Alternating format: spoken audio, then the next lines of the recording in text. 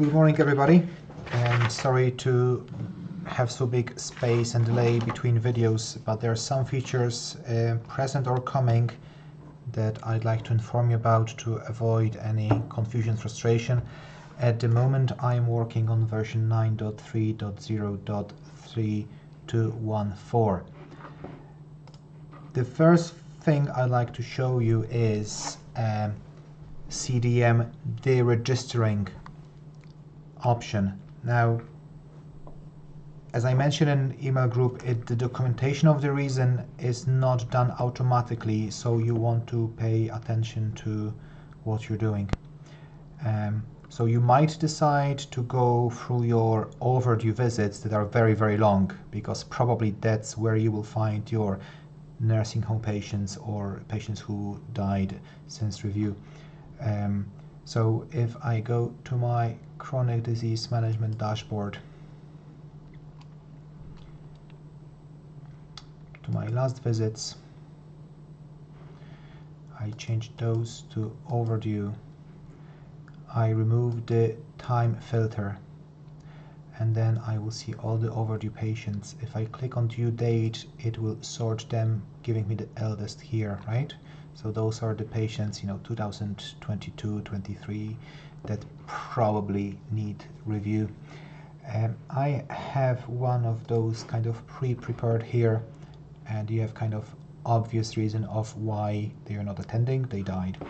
So to deregister them, you go to HCR and you have CDM deregistration. Opening this field would attract a window to explain why you're deregistering. Click OK. That's done, right?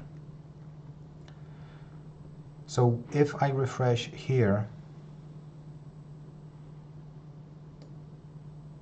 maybe that was the second patient on the list. This patient has been removed from the list, right? In terms of documentation of deregistration, it's quite subtle at the moment.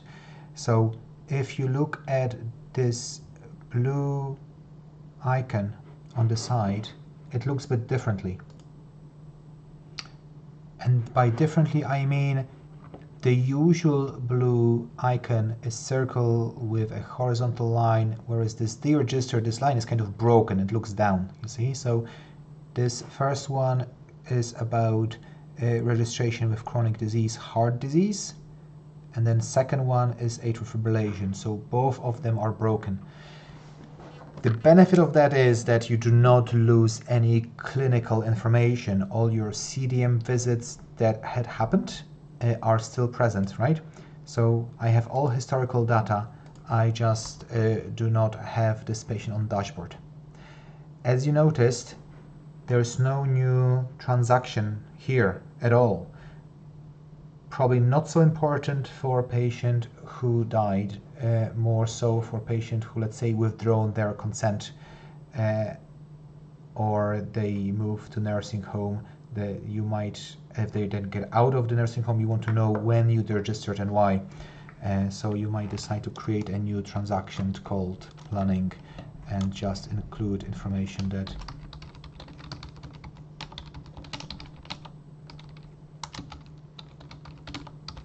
the patient was deregistered, right?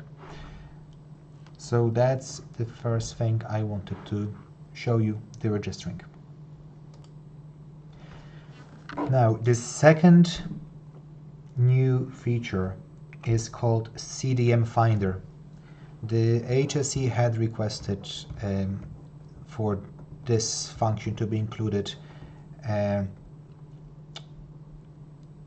It is not, in my opinion, working well enough to be in prime time, so use it knowing that it's not ideal and it's under current development. However, there is a plan to start releasing this to some alpha sites, so eventually it will reach all of you. Most importantly at the moment, the name of the finders that were requested do not correlate with the CDM conditions. To be more concrete, there is heart failure finder that includes essentially ischemic heart disease and heart failure. And there's atherosclerosis finder, including potential patients with peripheral artery disease, although it is not part of any CDM program. And some drug searches are also going to be creating a lot of false positive of what's called a possible or probable case, as any patient on ACE inhibitor or ARB would be flagged as potential heart failure patient. So you'll have all your hypertensives there as false positive. And also all patients with any topical steroid prescription will be found as the potential asthma COPD case. So in terms of where this will be, if you click analysis, under chronic disease management dashboard, you have a new icon, chronic disease finders. I can't show it to you live because the anonymization tool does not work there. I'll show you some screenshots. So on the screenshot you will see that there is category of definite, so that should really work for certain keywords or ICD codes within their history. At the moment, however, you will see that it also looks at family history that will be corrected, and it doesn't recognize that ischemic heart disease equals IHD. So this patient should not be listed because they are registered with a program. Had said that, because in case of this particular finder, what they wanted to call those patients as definite case of heart failure, and they're not coded as heart failure. By their logic, it's correct, although clinically it's in a way useless at the moment. It is much better for AFib. As you can see, it did identify few GMS patients, so I will have to investigate them in my own practice case, why they are not registered with CDM, although it looks like they are coded as having atrial fibrillation. Is it just recent diagnosis? Did we not get them in yet? You will get also all private patients. That was again a requirement of HSE. They wanted to have all patients in. However, this patient type filter here, if you decide to just look after your GMS patients in terms of income and structure of CDM as such, you can use that. If you have created in your own practice private patient arrangements to avail of similar care as GMS patients avail of with the CDM, you might just filter those private patients. So we covered CDM finder. Please be aware that, as I said, it is not ideal yet. That's the most of the time that's spent currently on development on the finder, and it will be getting better, but please bear in mind it's not perfect yet. Moving on to another thing, when you get a new patient now from different practice, if you want to register them with CDM, what happens is the HealthOne calls out to PCRS, as you can see here, and you have information if this patient is registered with anything at the moment, right? Are they with any program or not? The PCRS information, it only knows about admin things really. So what kind of program, what was the date of review, how many diseases patient is registered with. They have no clinical data as it goes in separate anonymized message to the HSE. So you will not get clinical data fed in, but you will get empty admin fields within your timeline transactions to mark and show when the patient was seen. And that will help you decide when is the next time they can be seen within the cycle. That, however, brought a second order consequence, and namely, because the HealthOne has to call out to the PCRS, it has to have a certificate for PCRS, and also the password has to be in date. So if your password is out of date, and as you know, the PCRS password will expire every 3 months and you're forced to change it, this is the error you will receive. The problem with that is that currently a nurse is unable to update the password. So if I clicked on the link, the blue button that appeared on the error message, right? Check PCRS credentials, that's what I'll see. But because I was logged in as a nurse, it did not allow me to change it. So I have to close HealthOne, open it again, put a new password, close it, open again, allow the nurse to log in.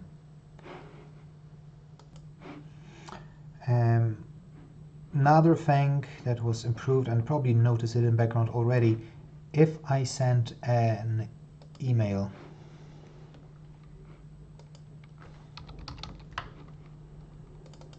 out and I add attachment to it, the list of attachments will be also documented in the transaction. So you will see to whom it was sent, from whom it was sent, timestamp, and also other documents that were attached. So you have much better log of what was sent to whom, when. And since we spoke about emails, you probably all heard about two-factor authentication introduced by HealthMail. That will be done in a phased way. I got already my kind of notice and I was enrolled, even though I tried last year, but now it had been enforced. So what that means is that once a day, once in 24 hours, if I try to log in to my own HealthMail, it will prompt me to give second factor authentication. So as you can see on the example here, because that's incognito mode browser, it does not recognize that this was already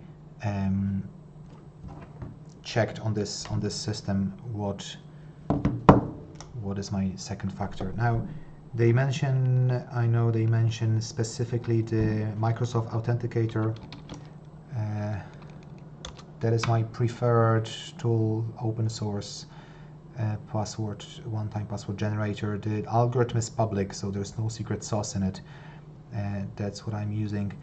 What I would suggest, and especially for practice accounts, when you are generating the QR code for the two-factor, make a screenshot, print it, keep it within your safe together with your opioids, because if you lose your authenticator, that's the easy way to set up a new one. Once you have a screenshot of this QR code, you essentially have hard copy, old-fashioned backup of it.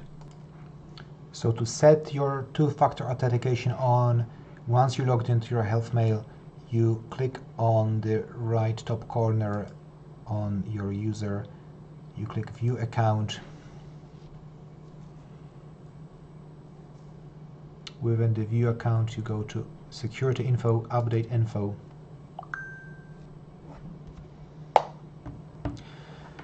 And this is where you can set up your time-based one-time password.